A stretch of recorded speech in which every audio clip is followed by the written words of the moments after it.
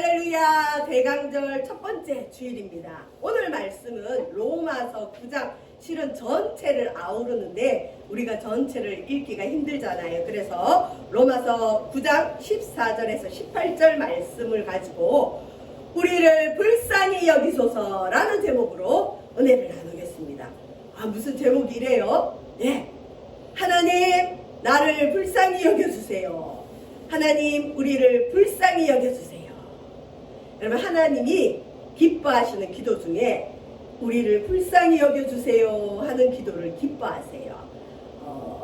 수도사들이 있죠. 과거의 초대교회는 사막에서 수도를 행하는 사람도 있고 이 나무 기둥에 들어가서 높은 나무에 올라가서 그 기둥에서 이 묵상하면서 수행을 하는 수도사들도 있었어요. 그러면 음식은 어떻게 하느냐? 도르래 같은 걸로 땅에서 이제 그 지인들이 와서 빵 같은 거 바구니에 담아서 올리면 이제 그 위에서 빵을 먹고 거기서 일생 살면서 수도하는 사람도 있고 그랬어요. 근데 그 수도사들 기도 가운데 화살 기도해서 이 수도사들은 일하지 않는 자는 먹지 말라는 이 예수님의 말씀을 가지고 어쨌든 기도하면서 무슨 일이든 해요. 그래서 그 돗자리 같은 걸 손으로 하는 수공업, 단순 노동을 하면서 뭘 만들어서 자기가 먹어야 될 건 자기가 만들어서 시장에 내다 팔아주는 사람이 또 있어요. 그래서 그 돈으로 빵을 구입해서 그렇게 먹고 살기도 하고, 그러니까 단순 노동을 하면서 계속 기도를 하는데 어떻게 기도하냐면 화살을 쏘듯이 위를 향해서 하나님 불쌍히 여겨주세요 이렇게 기도를 하는 수도사들이 많았어요. 화살 기도, 여러분 혹시 길을 가다가 또 단순 노동을 할 때 화살 기도 한번 해보세요. 우리를 불쌍히 여겨주세요. 주님이 불쌍히 여기시면 다 됩니다. 하나님이 우리 인생을 불쌍히 여기시길 주의 이름으로 축원드립니다. 우리 인생은 사실 아무것도 아닙니다. 먼지와도 같고 안개와 같습니다. 우리가 대단히 뭔가 위대해서 할 것 같지만 팔 하나 부러져 보세요. 얼마나 불편한지 몰라요. 조금만 넘어져도 누워 있어야 되죠. 우리의 사실 모습인데 우리가 대단히 뭐가 된 것처럼 오늘 사실 기도한 것도 일어나서 여기까지 온 것도 하나님의 은혜입니다. 하나님 우리를 불쌍히 여기소서. 자, 왜 기도 제목이 로마서 9장에서 불쌍히 여기소서냐면 하나님의 주권이란 말이 저는 너무 어렵더라고요. 우리 결혼하면 신혼 때 주도권 싸움 한다면서요. 그게 세계대전보다 더 치열하다면서요. 남편이 주도권을 가지느냐 아내가 주도권을 가지느냐 주권 싸움을 한대요. 그래서 그 뒤로 그 주권 싸움이 끝나면 남편이 주도권을 가지면 남편이 하자는 대로 웬만하면 따라가고 부인이 주도권을 잡으면 부인이 하자는 대로 따라가고, 그래서 서로 주도권 뺏기지 않으려고 엄청 싸운다는 얘기를 들었는데 실은 우리 인간이 하나님과 주도권 싸움할 때가 많아요. 우리는 피조물인데도 창조주 하나님을 향해서 내 뜻대로 뭔가를 해보려고 하는 게 굉장히 많습니다. 로마서 9장에서는 사도 바울이 하나님이 우리의 주인 대신 권리를 가지고 있다. 한마디로 하나님 마음대로 하신다. 하나님 뜻대로 하신다. 이제까지 로마서 1장부터 8장까지는 왠지 하나님이 우리를 너무 사랑해서 약자처럼 우리를 졸졸졸 따라다니는 부모와 같았죠. 부모는 약자예요. 자녀가 어떻게 하면 자녀 이기는 부모 없다고 약자처럼 보이지만 우리 하나님은 이제 한번 딱 마음 먹으시면 하나님을 꺾을 자는 없어요. 하나님은 궁극적으로 주권자입니다. 이 세상 만물에 우리가 아무리 머리들 한들 하나님 뜻대로 이루어 가시고 마귀가 아무리 강력해 보여도 마귀도 별거 아니에요. 하나님의 뜻 아래서 끝장나는 게 마귀의 세력입니다. 하나님이 이 땅의 주인이고 우리의 주인임을 선포하는 게 실은 로마서 9장이에요. 자, 한번 볼까요? 초대교회, 초대 로마교회, 이 로마서는 사도 바울이라는 사람이 그 당시 문명의 중심지였던 로마에 있는 교회에게 쓴 편지예요. 자, 근데 이 초대 로마 교회의 구성원이 이 로마 교인들이 모여 있었는데 그 구성원이 유대인 출신의 기독교인들이 있고 이방인 기독교인들이 있었어요. 섞여 있었어요. 자, 근데 이 유대인 기독교인들은 어떤 생각이 있었냐? 선민의식이 뭐냐면 나는 택함받았다. 우리는 택함받았다. 우리는 하나님의 율법을 받은 자다. 말씀을 받은 자다. 이 선민의식이 철저했던 사람들이에요. 그래서 우월감이 대단하죠. 그리고 이들에게는 성경에 보면 영광과 언약, 약속이 있어요.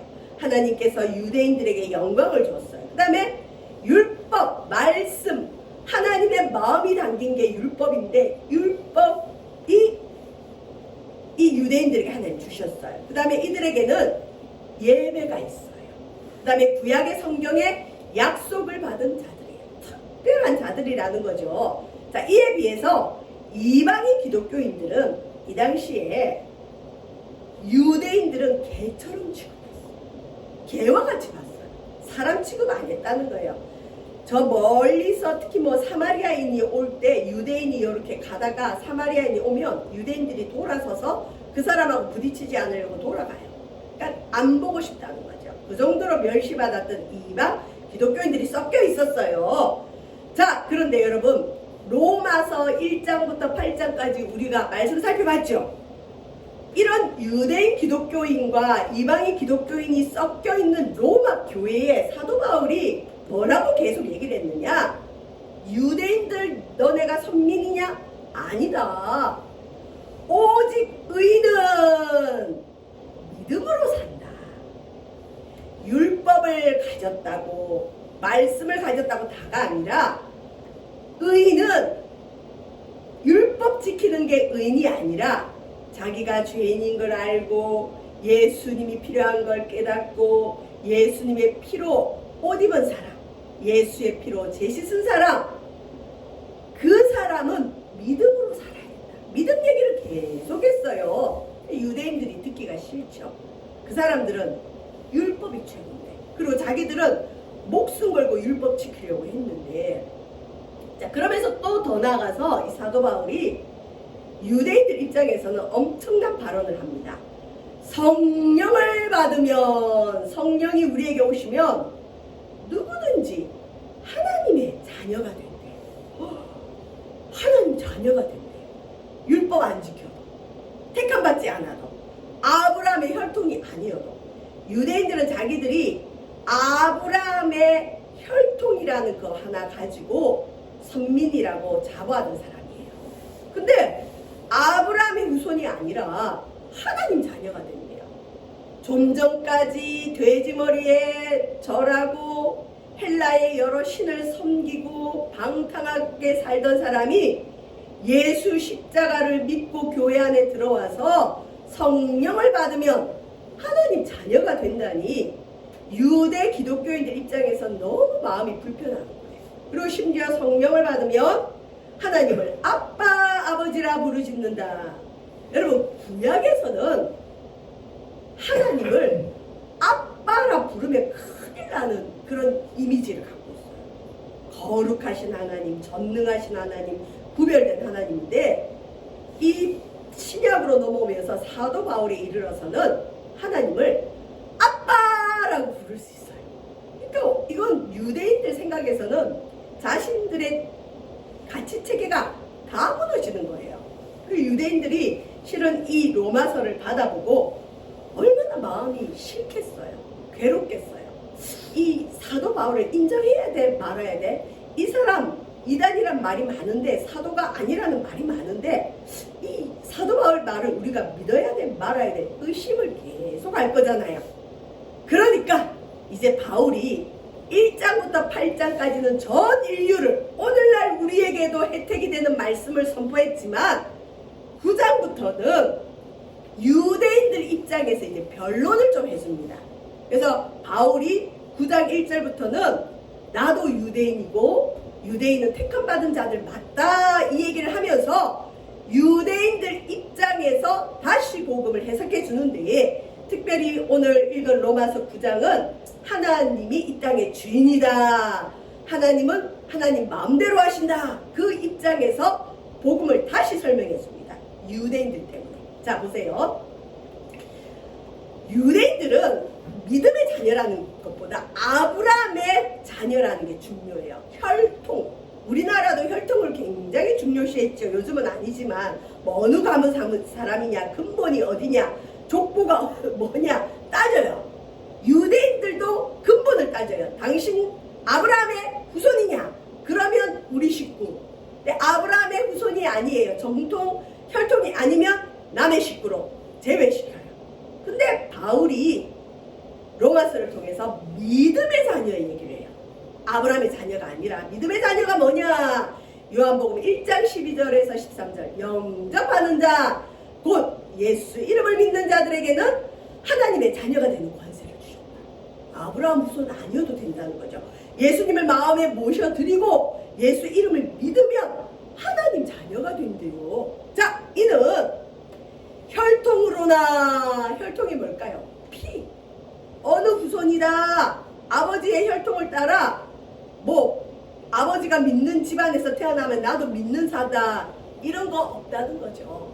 물론 여러분 그 모태신앙도 있지만 진짜 믿음은 본인과 하나님 1대1의 믿음이에요.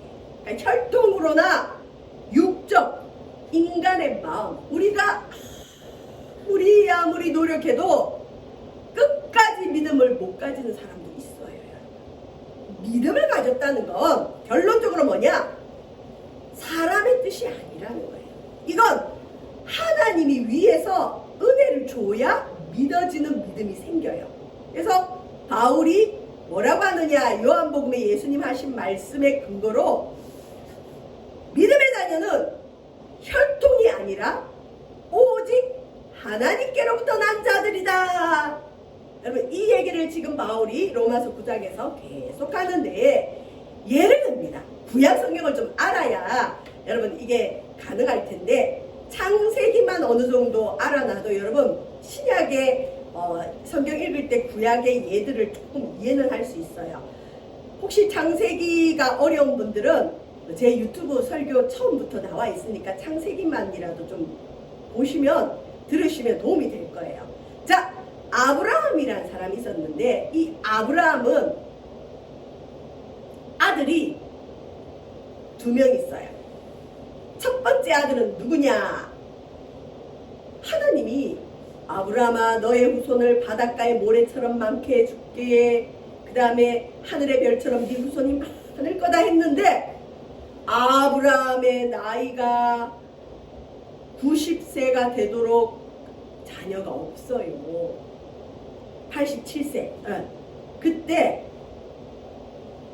그 부인이 사라가, 여보, 나는 이제 할머니가 다 됐고 당신도 이제 늙었는데 첩을 둬서 당신의 후손을 이어갑시다.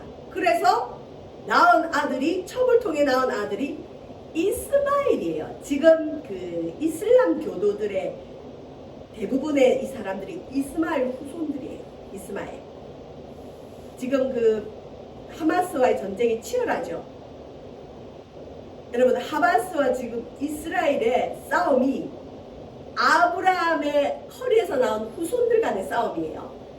이스마엘 후손들이 주로 이슬람 교도들이에요.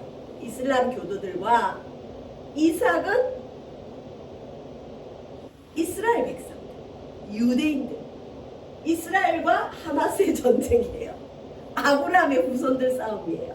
자, 이스마엘이라는 장자가 있었는데, 하나님이 분명히 아브라함의 혈통인데도, 아니야, 이스마엘은 약속의 자녀가 아니야. 아브라함의 후손은 오직 사라를 통해서 낳은 이삭 한 사람뿐이야. 오? 여러분에게 자녀가 2명 있는데 하나님이 큰아들은 안 돼, 둘째 아들이 너의 믿음과 너의 가문의 재산을 이어갈 너의 후손이다, 이런 경우가 있어요. 로마서 9장 읽어보면 아브라함에게 이스마엘과 이삭이 있었는데 하나님이 이삭을 택한 걸 말씀을 합니다. 창세기에도 그게 쭉 나와요. 하나님 왜 이러세요? 당신의 기준이 어디 있습니까? 대답은 내 마음이야. 하나님 마음. 장자는 이스마엘인데 이삭이 약속의 자녀로 하나님이 인정하셨다. 때로는 우리가 아니 저 사람은 저런데 왜 나는 이래? 그냥 불평한 마음이 들어요. 그때 이 말씀 생각하면서 이렇게 선포하시면 돼요. 하나님 마음이야. 그러면 돼요. 여러분, 이 땅은 하나님의 선택, 하나님의 주인된 권리로 이끌어갑니다. 자, 이걸 바울이 로마서의 9장에서 어떻게 표현하느냐? 아브라함의 씨, 아브라함의 후손, 아브라함의 씨가 다 그의 자녀가 아니라 누굴 가리켜? 이스마엘도 아브라함의 씨지만 아브라함의 자녀로 하나님이 허락 안 해요. 오직 이삭으로부터 난 자라야 너의 씨라 불리리라 하셨으니 창세기 그렇게 나와요. 8절 곧 육신의 자녀가 하나님의 자녀가 아니요 오직 약속의 자녀가 씨로 여기심을 받느니라. 그러니까 하나님이 약속이 중요하다는 거예요. 하나님이 너에게 후손을 주리라 하는 걸 기다려야 되는데 그걸 못 기다려서 첩을 통해 아들을 얻어요. 그 다음에 사라 하나님이 나중에 점진적으로 말씀하시면서 궁극적으로는 뭐냐?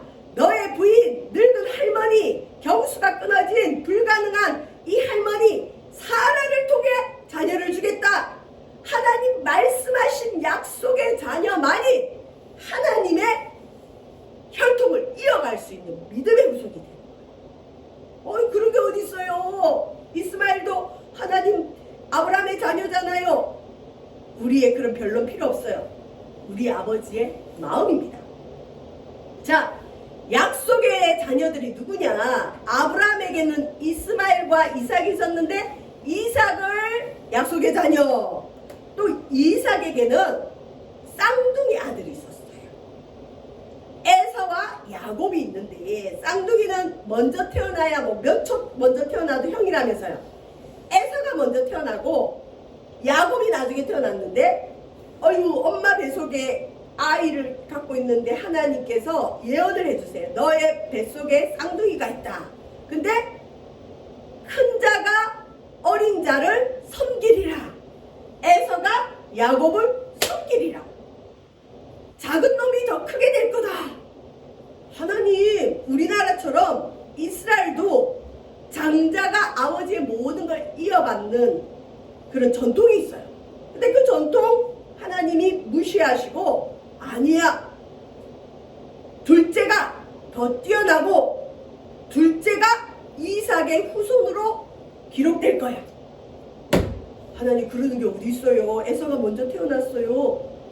근데 성경에 뭐라고 그러냐? 우리 주님이 기록된 바 내가 야곱은 사랑하고 에서는 미워하였다 하신 것 같으니라. 어휴, 똑같이 한 달 안씨 엄마 뱃속에서 태어났는데 이삭의 아들인데 억울하게 하나님께서 내가 야곱은 사랑한다.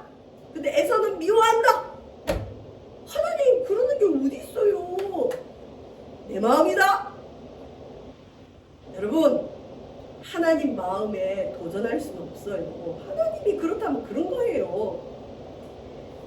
우리 집사님 한 분이 천문학을 깊이 연구하고 빠지셔가지고 빅뱅 이론을 맹신한 것 같아요. 저도 설득시키려고 했는데 이번에 신방을 했는데 제가 그 유튜브에 창세기 1장 말씀을 어떻게 보셨나 봐요. 그걸 보면서 그렇게 깨지려고 하던 천문학의 이론이 안 깨졌는데 제가 뭐라고 했는지 제가 다시 봐야 되겠지만 기억이 안 나는데 하나님이 만들었다면 만든 거지 뭐 말이 많냐 그런 말이 있었나 봐요. 본인이 그 얘기를 하면서 하나님이 그렇다면 그런 거죠. 그게 믿어지더래요. 말씀의 능력밖에 없는 것 같아요. 그렇게 본인이 이거를 끊고 하나님을 믿고 싶어도 안 됐는데 그런 얘기를 하셔서 제가 야, 하나님 말씀이 최고구나. 하나님께서 정말 이 믿음을 주셨구나. 그러면서 또 뭐라고 하시느냐? 아유, 저한테 설교를 해주셨어요. 하나님이 하라는 거 하고 하지 말라는 거 안 하면 되는 거예요. 본인이 결론을 내리셨더라고요. 맞아요. 하나님 주권에 순종하면 됩니다. 하나님 이럴 수 있어요? 에서는 미워했다고요? 야곱을 사랑해서 야곱을 이삭의 후손으로 삼았다고요?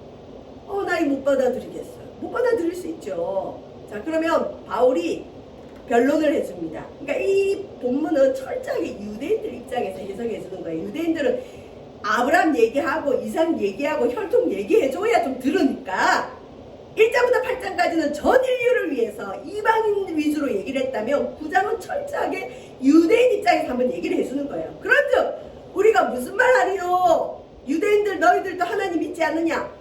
우리 하나님이 에서는 미워하고 야곱을 사랑하는데 불의가 있느냐? 하나님 불의하다고 말할 수 있느냐? 그럴 수 없다. 여러분, 하나님께 잘못이 있다면 하나님이 아니죠. 우리가 이해할 수 없을 뿐이지. 야곱을 사랑하고 에서를 미워하시는 하나님의 무슨 뜻이 있다고 믿어야 돼요. 부모가 뭔가를 했을 때 자녀가 다 이해 못해요. 그럴 때 자녀가 따박 따져가지고 부모의 마음을 알려고 하면 부모님이 섭섭하죠. 왜? 부모님은 어찌하든 그 자녀에게 유익하게 되게 해주려고 그렇게 하는데 자녀가 부모님을 믿지 못하고 왜 그렇게 하냐? 왜 그렇게 하냐? 아버지 불의하시다 하면 아버지 마음이 불편해요. 이놈아, 이건 내 마음이야. 그러고 끝나는 경우가 있어요. 하나님은 신실하시고 불의가 없으세요. 바울이 그럽니다. 그러면 야곱을 사랑하고 에서를 미워한 하나님이 불의하시냐? 그럴 수 없다. 그러면서 또 유대인들이 좋아하는 모세 얘기예요. 이방인들은 아브라함, 이삭 별 관심 없겠죠. 모세 별 관심 없어요. 유대인들은 아브라함, 이삭, 야곱, 모세 이러면 귀가 쫑긋해요. 하나님이 뭐라고 했느냐? 모세에게 이르시되 내가 긍휼히 여길 자를 긍휼히 여기고 불쌍히 여길 자를 불쌍히 여기리라. 이게 하나님의 주인된 권리예요. 저와 여러분, 성경 말씀에 믿음은 모든 사람의 것이 아니래요. 여러분, 하나님이 믿어주십니까? 좀 희미하지만 믿어주십니까? 하나님의 특별한 선택을 받은 거예요. 믿고 싶어도 안 믿어지는 사람이 있고 끝까지 못 믿는 사람이 있어요. 하나님이 우리를 이곳에 부르시고 하나님을 믿을 수 있는 믿음을 주신 것은 우리를 불쌍히 여기신 거예요. 내가 잘나서가 아닙니다. 하나님 택했기 때문이고 불쌍히 여기셔서 그래요. 그래서 믿음에서 난 의. 여러분, 이방인들은 의롭지 않았어요. 우상을 섬겼어요. 하나님이 제일 싫어하는 게 우상 숭배인데 우상을 섬기고 죄악 가운데 살다가 의를 따르지 않았는데 이방인들이 예수님으로 의를 얻었어요. 자기의 의가 아니에요. 예수님의 의를 얻었다니까요. 이방인들이 한 것은 믿는 거 외에는 없어요. 의를 얻었어요. 믿기만 했어요. 이게 근데 뭐냐? 믿음에서 난 의. 하나님은 믿음에서 난 의를 인정하십니다. 근데 여러분, 믿음에서 난 의는 뭐냐? 믿음은 하나님의 선물입니다. 너희가 그 은혜로 인하여 믿음으로 말미암아 구원을 얻었으니 이것이 너희에게서 난 것이 아니요 하나님의 선물이라. 행위에서 난 것이 아니니 이는 누구든지 자랑하지 못하게 하려 함이라. 여러분, 믿음이 크십니까? 겸손해야 됩니다. 내가 잘나서 믿음이 큰 게 아니에요. 이건 하나님의 선물이에요. 겸손하게 하나님, 나에게 믿어지는 믿음 주셔서 감사합니다. 하나님을 아빠, 아버지라 부를 수 있는 믿음 주셔서 감사합니다. 내가 죄인인 것을 깨닫게 해주셔서 감사합니다. 이 땅에 창조주가 계심을 알게 해주셔서 감사합니다. 십자가의 피로 죄 씻음 받게 해주셔서 감사합니다. 자, 그러면 안 믿어지는 분들은 어떡할까요? 뭐예요? 믿음은 하나님 선물이랬는데 저 사람한테는 선물 주고 나는 안 준 거예요? 아, 몰라요. 나도 믿어질 때까지 나는 그냥 냅둘래요? 그러면 안 돼요, 여러분. 그러면 시간이 오래 걸려요. 제가 그랬어요. 안 믿어주는데 나보고 뭐 어떡하라고 그래요. 근데 여러분 알고 봤더니 믿음은 결단이더라. 안 믿어줘도 하나님 내가 아직 100% 안 믿어줘요. 근데 이 땅에 창조주가 있는 건 알겠어요. 내 인생의 끝이 있다는 거 알겠어요. 내가 죄인인 걸 알겠어요. 내 죄를 위해 누군가가 피를 흘려줘야 됐다는 것도 알겠어요. 알겠는데 안 믿어줘요. 그러면 하나님 내가 믿기로 결단합니다. 도와주세요. 불쌍히 여겨주세요. 그래요. 믿음은 결단이에요. 제가 이걸 몰랐더라고요. 저는 믿어질 때까지 하나님하고 씨름하고 방황했어요. 시간이 오래 걸렸어요. 바보처럼 겸손하게 하나님 나는 믿음이 없어요. 나한테도 믿음 주세요. 믿어지게 해주세요. 믿기로 결단합니다. 도와주세요. 불쌍히 여겨주셔야 했으면 그 오랜 세월을 방황을 안 했을 거예요. 저는 이 신론자처럼 내 머리로 신이 믿어져야 된다고 생각했어요. 이 땅을 만든 신이 합리적이어야 된다고 생각했어요. 내 신이 인간에게 주신 가장 큰 선물이 이성인데 우리 인간의 이성으로 이해되는 신이어야 참신이라고 생각했어요. 그런데 교회에서 말하는 예수님, 성경에서 말하는 하나님은 머리로 이해가 안 가요. 어떻게 처녀가 애를 가져요? 세상에서는 나를 높이라 그러는데 교회에서는 나를 죽이래요. 아니 무슨 죽이면 높아져? 도저히 머리로는 이해가 안 가더라. 그게 교만이었어요. 근데 언제 그 교만이 깨졌느냐? 노력하도 안 믿어져요. 여러분 믿음은 노력한다고 믿어지는 게 아니더라고요. 오죽 안 믿어졌으면 제가 이건 카톨릭에서 많이 쓰는 건지 예수님 십자가 상이 있어요. 피 흘린 그 모습에 상을 딱 책상에 갖다 놓고 맨날 쳐다보는 거예요. 나는 왜 이게 안 믿어질까? 안 믿어질까? 그걸 5년을 보냈어요. 5년을. 얼마나 힘들었는지 몰라요, 여러분. 그렇게 할 게 아니라 하나님! 나 믿고 싶어요. 내게도 믿음 주세요. 겸손히 기도했으면 하나님이 빨리 만나줬을 텐데 끝까지 내 교만을 안 버렸더니 하나님 만나는 시간이 오래 걸려요. 저도 절에도 가보고요. 가볼 때는 다 가봤어요. 하나님이 정말 있나 없나 알아보고. 언제 깨졌느냐. 어느 날 제 손을 보는데 나는 나를 만드신 신이 내 머리로 이해가 되면 믿겠다고 생각하고 계속 방황하고 돌아다녔는데 어느 날 제 손을 봤는데 내가 가지고 있는 이 손을 내가 다 아나? 스스로 물어봤어요. 여기에 핏줄이 몇 개인지 여러분 알아요? 뭐 의사들은 알겠죠? 나는 몰라요. 뼈가 몇 개인지 알아요? 나는 몰라요. 이 근육이 어떻게 쓰이는지 모르는데 쓰고 있잖아요. 아하, 내가 교만했구나. 내가 은혜로 가지고 쓰고 있는 이 손도 이해 못하면서 이걸 만드신 신을 내가 알려고 했구나. 하나님 용서해 주세요. 그리고 주님을 만나게 됐습니다. 자, 이스라엘의 재앙이 뭐냐? 그들은 믿음을 의지하지 않고 행위를 의지했어요. 자기 행위로 구원을 얻으려고 했어요. 믿음이 아니에요. 저와 여러분은 하나님이 이 땅의 주인 되신 권리를 인정하고 주님 나를 불쌍히 여겨주세요 기도하면 하나님이 우리를 불쌍히 보시고 믿어지는 믿음을 주실 줄 믿습니다. 저와 여러분 이 땅의 주인은 하나님입니다. 우리 믿음의 주인도 하나님입니다. 오직 하나님밖에 없습니다. 주님 우리를 불쌍히 여겨주셔요 기도할 수 있는 저와 여러분 되시길 주의 이름으로 축원드립니다. 기도하겠습니다. 하나님 믿기로 결단합니다. 믿음은 하나님 선물입니다. 겸손하게 하렵니다. 주님 우리를 불쌍히 여겨주셔서 하나님 자녀가 되는 권세 주시고 믿어지는 믿음 허락하여 주옵소서. 하나님이 이 땅의 주인임을 믿고 선포합니다. 감사합니다. 예수님 이름으로 기도합니다. 아멘.